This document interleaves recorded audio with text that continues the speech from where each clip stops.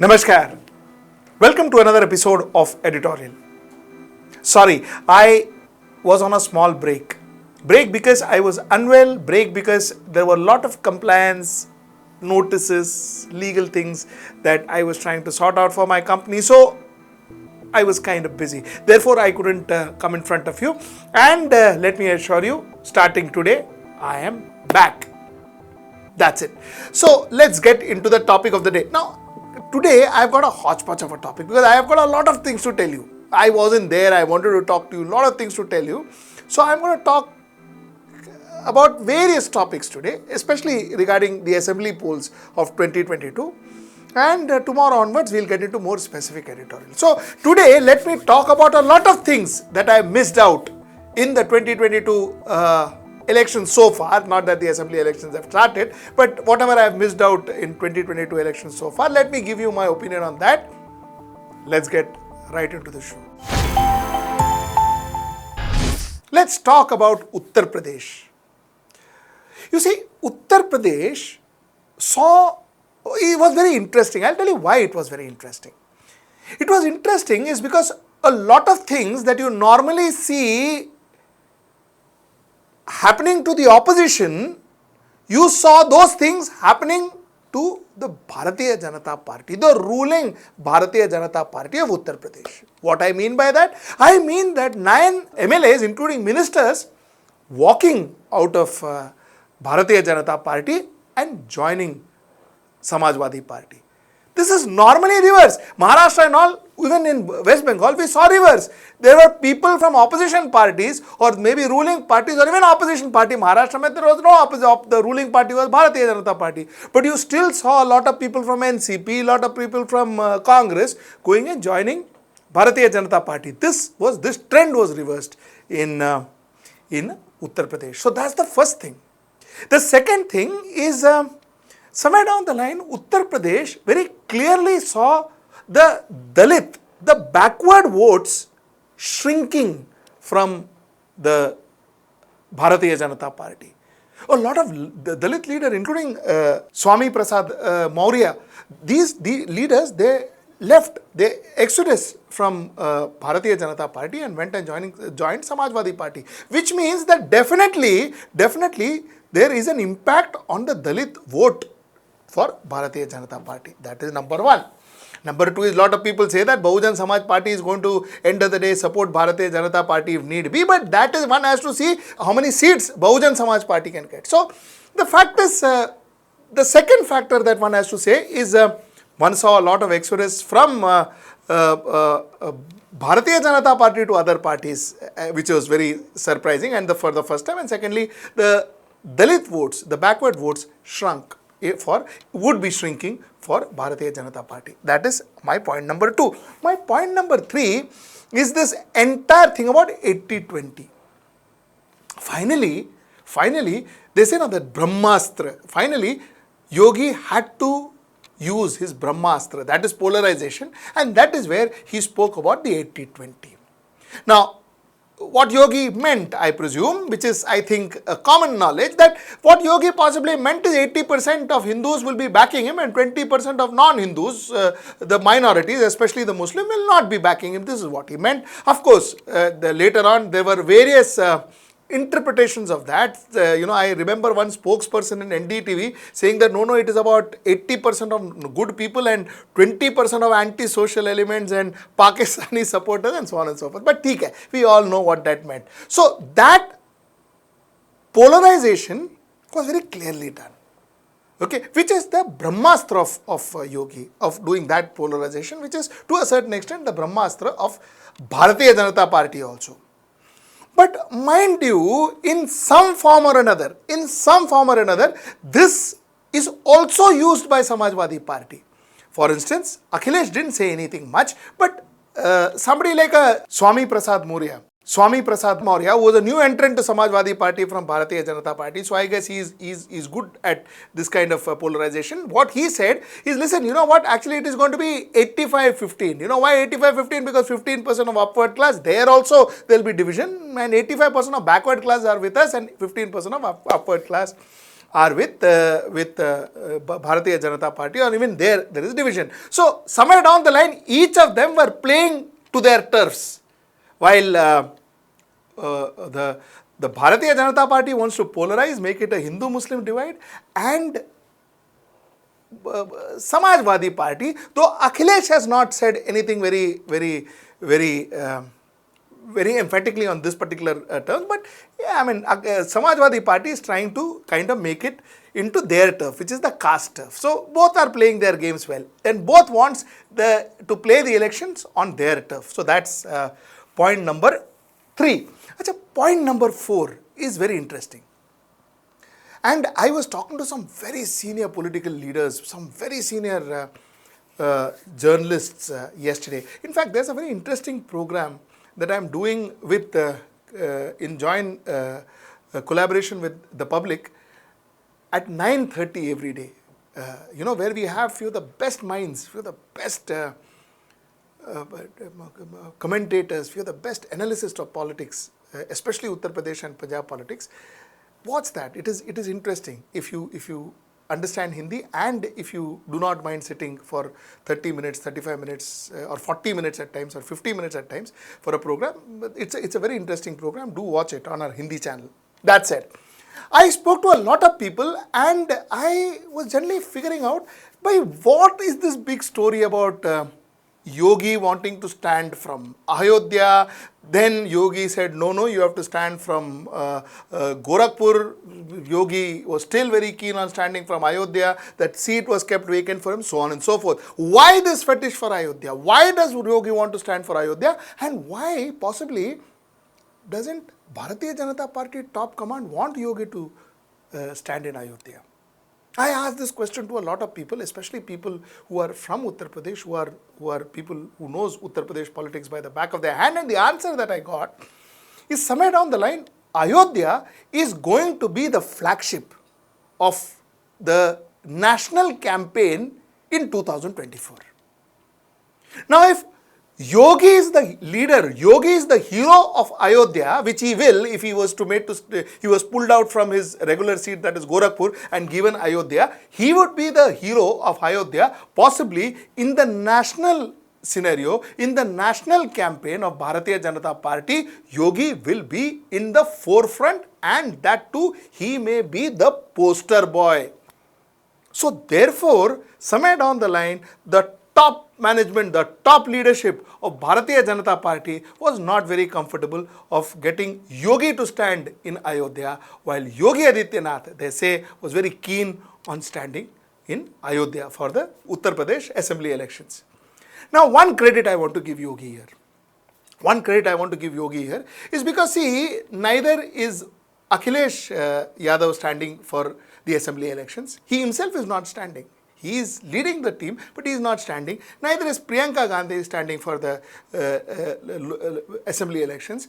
Nor is even Mayawati standing for the Assembly elections. Not that Mayawati is going to play a vital role, like I said before, but even she is not standing for the Assembly elections. But somewhere, Yogi is standing for the Assembly election. He is fighting the Assembly elections. So to that extent, I think it's a good practice. It is a good practice. So if you are a chief minister, you better well stand for the Assembly election and then go take a direct entry as a chief minister, rather than taking backdoor from Legislative Assembly and others. So that is a good practice. So to that extent, I think I will give marks to Yogi. So this is what Uttar Pradesh election is looking at. You see, all opinion polls gives more weightage or more chances to Bharatiya Janata Party. But believe me in the last 1 week, like I said, I have been talking to a whole host of intellectuals, journalists, on-ground journalists, and so on, and political analysts and all of that. I get a feeling that most of them now believe that the chances for Akhilesh to win is pretty high. And this is the first time I am getting it in the last 7 days. Till now, everybody, end of the day said that, while Akhilesh will give a good fight, but the chances, the thing is still tilted towards Bharatiya Janata Party. But now a lot of people are giving a fighting chance, some of them possibly a winning chance for Akhilesh. Now this, I tell you, have to be taken with a rider, because see, a lot of things change in the last few days before the elections. Last few days is when you see people like Amit Shah, people like Narendra Modi himself going down and doing his campaign. So things do change, but as on now, this is what my understanding is. Now let us get into the next state, which is Punjab. Acha, Punjab is more interesting, and especially from a marketing perspective, it is more interesting. I'll tell you why it is more interesting. You see, the Prime Minister, first of all, I want to make a statement on this particular point. The Prime Minister was caught in a traffic jam for 15 to 20 minutes. It possibly put his security at threat. Was it right? It was not right. There is no question about it. Was it the state government's fault? To a very major extent, it was the state government's fault. Though SPG and all of them are there, they are huge forces. They are very expert forces. They should too make sure that the Prime Minister has a free passage and all of that. But yeah, to a certain extent, it is to a very major extent, it is the state government's fault. My apologies. Okay, na? So let's put that out of the picture at the moment, because that one, there is no question about it. But the Prime Minister of India going to the airport and saying that, thank God I'm safe, my life is safe, thank God I'm alive and I'm, well, would that befit the Prime Minister of the country? I think it doesn't. You see, end of the day, he's the Prime Minister, and end of the day, he visited his own state. Punjab is his state. Is his state. Whichever the government is, it may be a Congress government, but it is his state. Prime Minister making statement against his own state is not correct. That too in a press conference, I thought was not right. The Prime Minister going back to his office, calling his security team, calling the Home Ministry officials, calling the intelligence officials, asking them to do an investigation, detailed investigation, asking for a report. Yes. All that is absolutely fine. That is what I would have expected. But making that into an issue, I was not expecting this. Now the second question. What is in it for the Prime Minister? BJP doesn't even figure in Punjab. Then why do all this? Why do all this? Because what happened here is, you see, the reaction.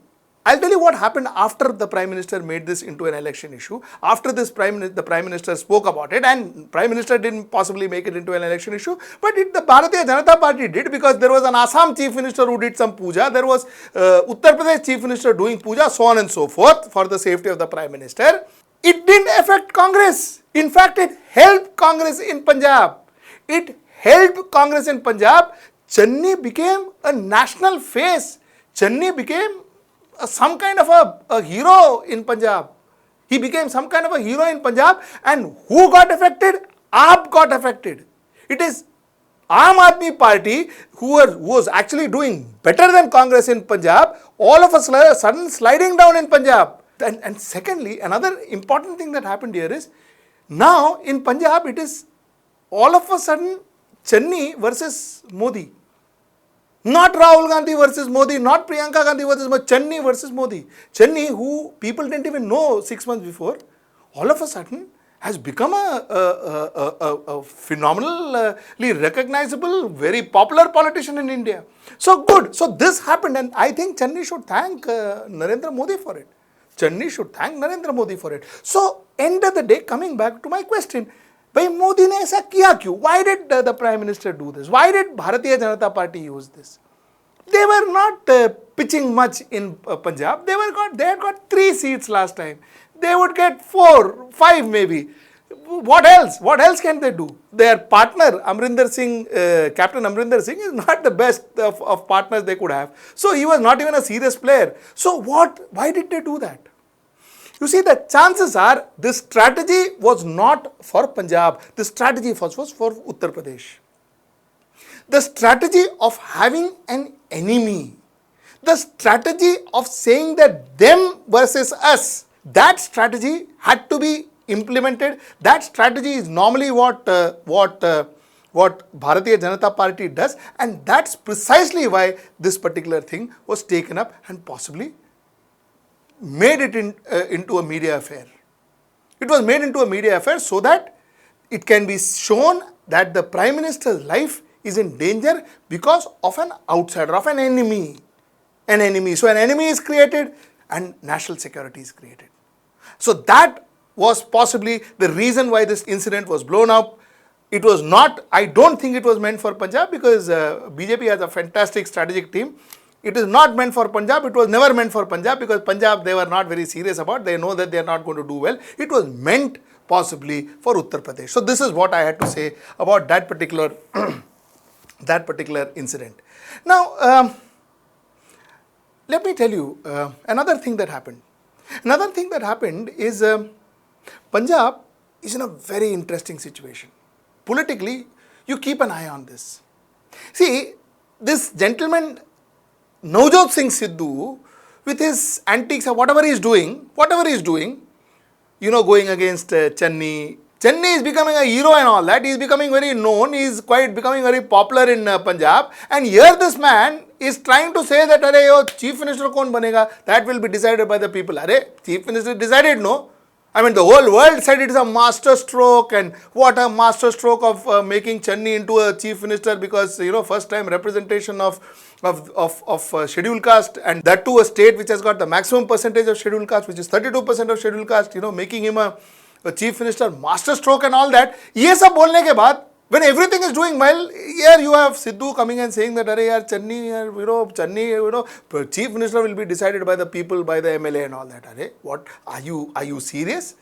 I mean, what the hell are you talking about? But you know, all these antics this gentleman was doing, it was actually helping Congress, and somehow everything seems to be helping Congress. So Punjab seems to be a lucky spot for Congress, because today, if you actually look at it, you see, normally you have an incumbent government and you have an opposition party, isn't it? Everywhere, anywhere you went. So in West Bengal, for instance, you had the Trinamool Congress and you had BJP trying to defeat Trinamool Congress. Maharashtra, we had Shiv Sena, Bharatiya Janata Party was the government, NCP, Congress trying to defeat them. So everywhere it is like that.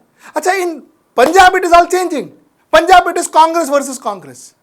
Somehow, in the minds of the people, in the mindset of the people, the government is Congress, and the incumbent government is Congress, and the opposition place, the space for the opposition is also taken by Congress. People like Sidhu are playing the opposition leader's role also. So it's a fantastic scenario in Punjab. That's one interesting factor. You know what is the next interesting factor in Punjab? Is the exit of Captain Amrinder Singh. Was Amrinder Singh an asset for Congress? Of course, he was an asset for Congress. Did we all think that Amrinder Singh's exit will harm Congress to a certain extent? To a certain extent. We all thought it would harm Congress to a certain extent. But what actually happened is Amrinder Singh's exit actually helped Congress. You know what actually happened? Amrinder Singh, when he moved out, he took away the anti-incumbency which otherwise Congress party would have had to face in 2022 polls, 100%. And that anti-incumbency was very, very strong, let me tell you. So it was not that, you know, Congress couldn't wish it away. What Amrinder Singh actually did as a favor to Congress, I would say, is he took away that anti-incumbency. And he took it away and went and started his own party, and all the anti-incumbency rested on him.